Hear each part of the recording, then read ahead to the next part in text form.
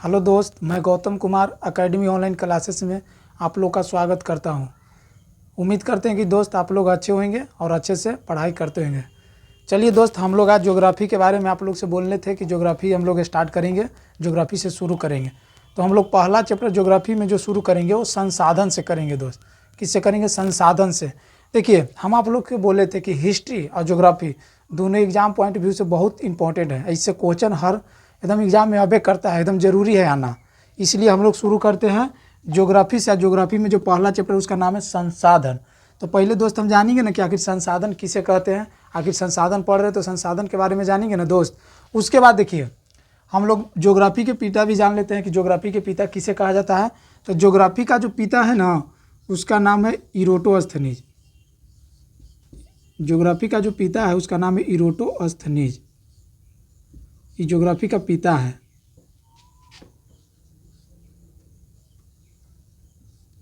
Geography का पिता इरोटोस्थनीज है।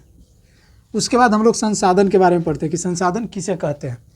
देखिए, संसाधन दुनिया की वो सारी वस्तु जो मानव के लिए उपयोगी हो, उसे हम संसाधन कहते हैं। जो मानव के लिए उपयोगी है ना, उसे हम संसाधन कह देंगे। तो दुनिया की वो सारी वस्तु जो मानव के लिए उपयोगी हो, उसे हम संसाधन कहते हैं। इसको हम यहाँ पर लिख देते हैं।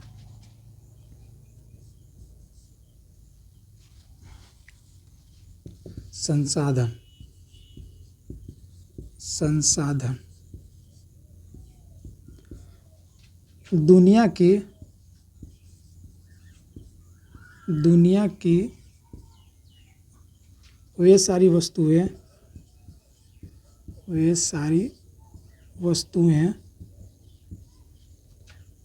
दुनिया की वे सारी वस्तुएं जो मानव के लिए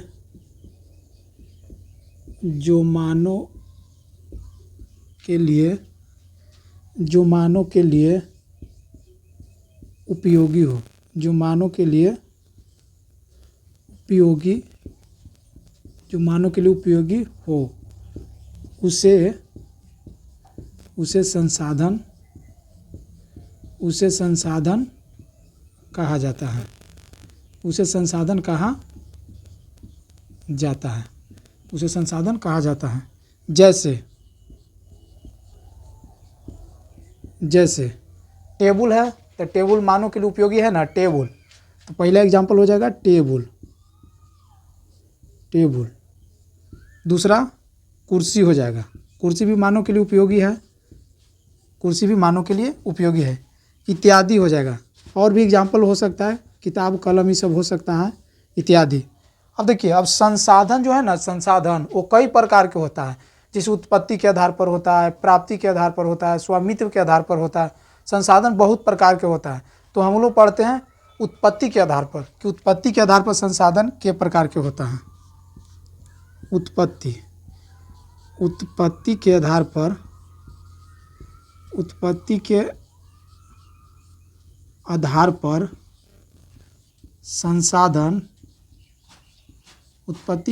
संसाधन दो प्रकार के होता है। दो प्रकार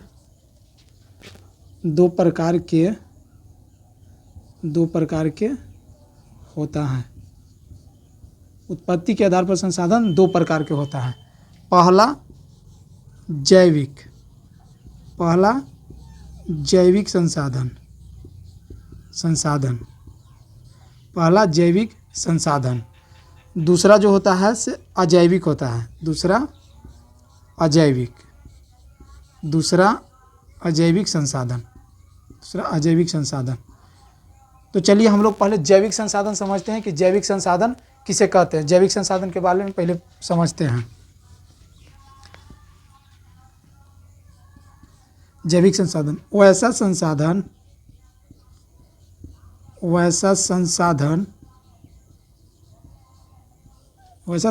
जिसकी प्राप्ति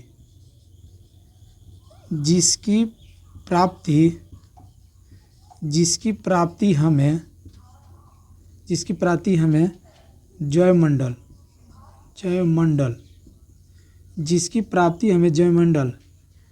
क्षेत्र से होती है। जिसकी प्राप्ति हमें जैवमंडल क्षेत्र से होती वैसा संसाधन जिसकी प्राप्ति हमें जयमंडल क्षेत्र से होती है तथा तथा तथा इसमें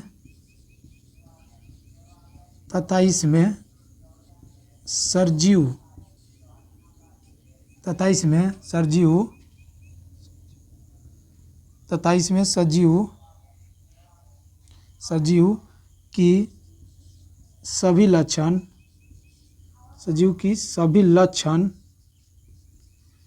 लक्षण विद्यमान होता है। सजीव की सभी लक्षण विद्यमान के जगह पर हम उपस्थित भी लिख सकते हैं। सजीव की सभी लक्षण उपस्थित होता है, उपस्थित होता है। उसे जैविक संसाधन कहते हैं। उसे जैविक संसाधन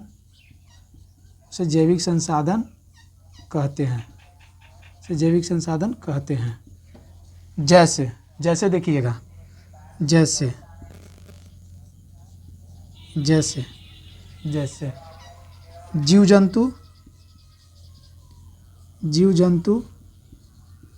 जीव जंतु दूसरा पेड़ पौधा।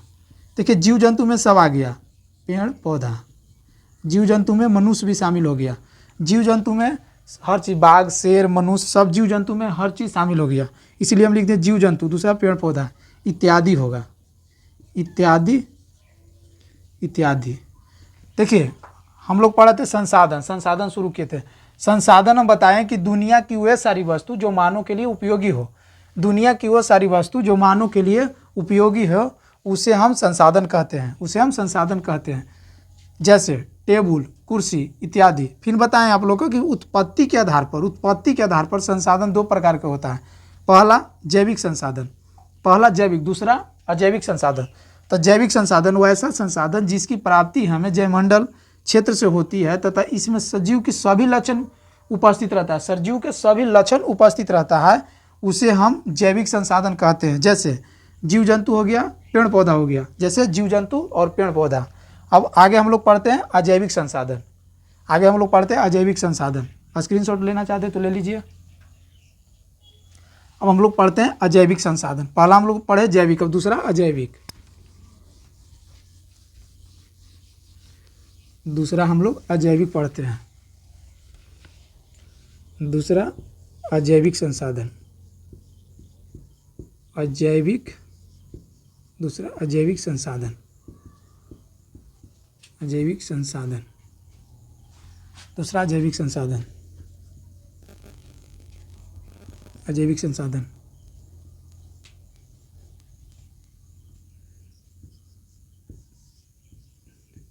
निर्जीव वस्तु के समूह को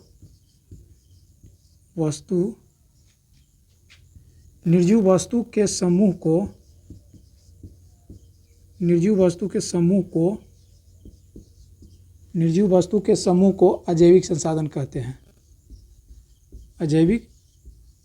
अजैविक संसाधन कहते हैं।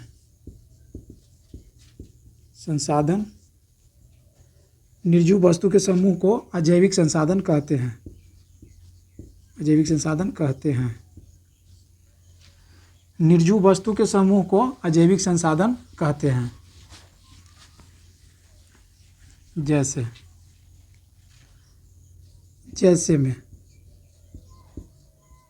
जैसे में हो गया टेबल संसाधन तो है, लेकिन कैसा संसाधन है? अजैविक, यानी जिसमें मतलब कि जिसमें जान नहीं है, यानी टेबल को चाहिए निर्जीव है तो टेबल हो जाएगा और कुर्सी हो जाएगा। टेबल और कुर्सी इत्यादि। देखिए पहला हम लोग जैविक पढ़े। जैविक में बोले कि वैसा संसाधन जिसकी प्राप्ति हमें जयमंडल क्षेत्र से होती है तथा इसमें सजीव की सभी लक्षण उपस्थित रहता है, उसे हम जैविक संसाधन कहते हैं। दूसरा अजैविक, तो निर्जीव वस्तु को समूह को हम अजैविक संसाधन कहेंगे। निर्जीव वस्तु के समूह को अजैविक संसाधन कहते हैं। जैसे टेबल हो गया, कुर्सी हो गया इत्यादि। अब देखिए, अब प्राप्ति के आधार पर संसाधन दो प्रकार के होता है। प्राप्ति के आधार पर संसाधन दो प्रकार के होता है। ये तो उत्पत्ति के आधार पर था ना, अब प्राप्ति के आधार पर प्राप्ति के आधार पर, देखिए प्राप्ति के आधार पर, प्राप्ति प्राप्ति प्राप्ति के आधार पर संसाधन प्राप्ति के आधार पर संसाधन दो प्रकार के होता है। दो प्रकार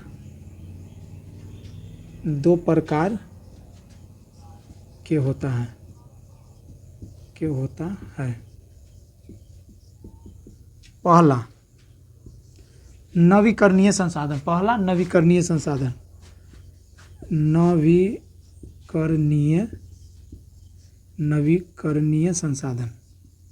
संसाधन, पहला नवीकरणीय संसाधन। दूसरा है अनवीकरणीय संसाधन। पहला नवीकरणीय संसाधन, दूसरा अनवीकरणीय संसाधन। पहले हम लोग समझते हैं नवीकरणीय संसाधन किसे कहते हैं। देखिए नवीकरणीय संसाधन वैसा संसाधन जिसकी प्राप्ति हम पुनः हो सकता है, मतलब दोबारा उसको हम प्राप्त कर सकते हैं, उसे हम नवीकरणीय संसाधन कहते हैं। जिसको हम दोबारा प्राप्त कर सकते हैं ना, उसको हम नवीकरणीय संसाधन कहते हैं। जैसे देखिए वैसा संसाधन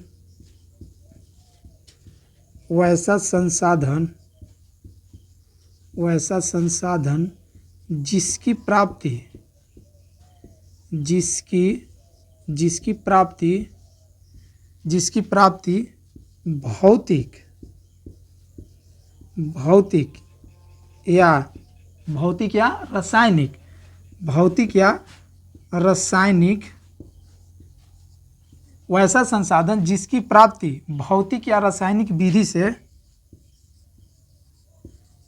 वैसा संसाधन जिसकी प्राप्ति भौतिक या रासायनिक विधि से, वैसा संसाधन जिसकी प्राप्ति भौतिक या रासायनिक विधि से दोबारा हो सके, यानी पुनः प्राप्त किया जा सकते हैं, पुनः प्राप्त किया जा सके। वैसा संसाधन जिसकी प्राप्ति भौतिक या रासायनिक विधि से छूट गया है, से पुनः प्राप्त किया जा सके, उसे हम नवीकरणीय कहते हैं। उसे नवीकरणीय संसाधन कहते हैं। उसे नवीकरणीय संसाधन कहते हैं।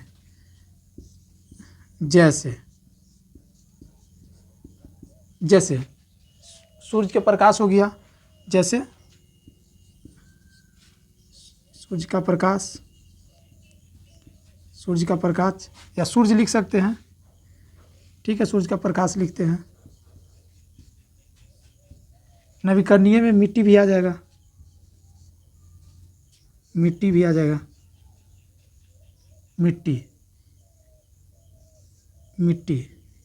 वायु भी आ जाएगा, वायु, यानी जितना नेचुरल चीज़ जो रहेगा ना, यानी प्राकृतिक चीज़ जितना रहेगा सब नवीकरणीय में आ जाएगा। क्योंकि जो प्राकृतिक चीज़ होगा वही ना खत्म नहीं होगा, उसको दोबारा हम प्राप्त कर सकते हैं।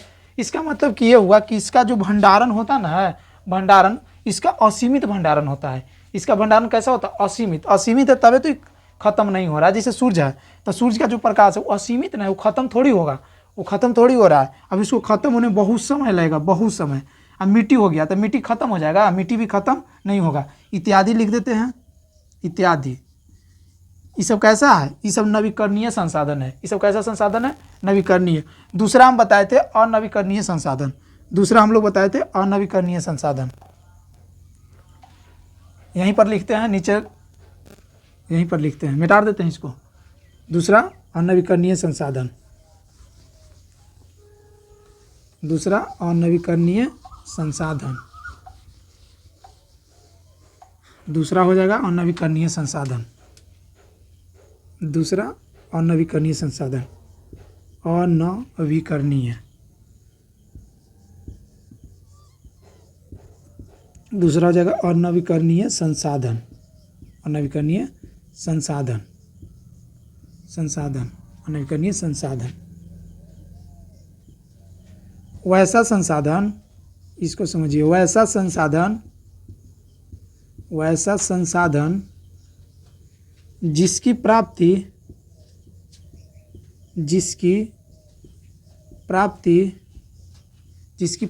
भौतिक या रासायनिक विधि से, जिसकी प्राप्ति भौतिक या रासायनिक विधि से, वैसा संसाधन जिसकी प्राप्ति भौतिक या रासायनिक विधि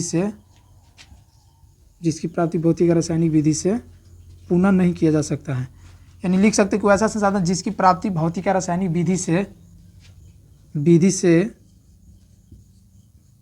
विधि से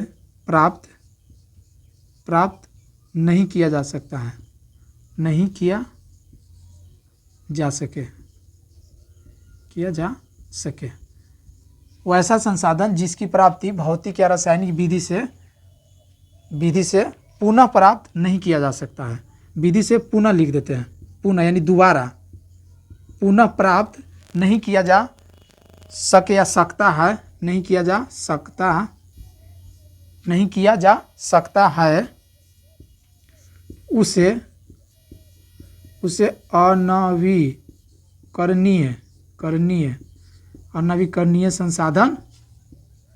अनवीकरणीय संसाधन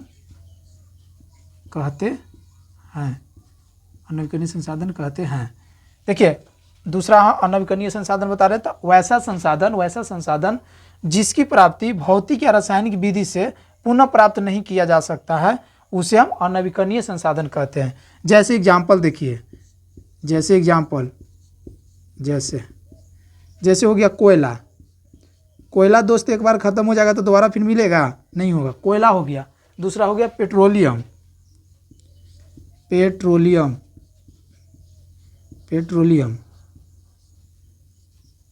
फिर हो गया प्राकृतिक गैस, चाहे इत्यादि लिख दीजिए, इतना ही। प्राकृतिक गैस में एलपीजी, सीएनजी सब हो जाएगा, इत्यादि।